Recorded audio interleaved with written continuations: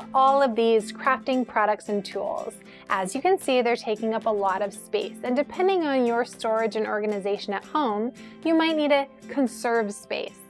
And you would be pleasantly surprised to know that all of these products fit in the 360 craft tower from Scrapbook.com, and they would then only take up a 10-inch footprint. This rotating Lazy Susan style craft tower is available in clear acrylic or white, and once assembled measures 13 inches high without product. It spins on a Lazy Susan style rotating base and is very easy to assemble and disassemble when you need to clean it. Included in your tower kit will either be 4 or 8 wedge-shaped shelves, depending on which product kit you chose.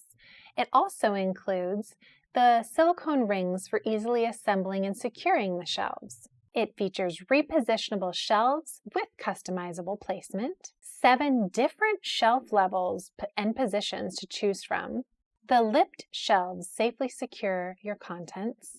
And don't forget the 3-tier top rack storage.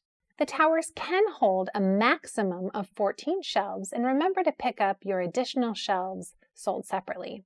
You will love the endless possibilities and combinations with this 360 craft tower, and soon it will be filled with all of your favorite small tools and crafting supplies. Thanks for watching.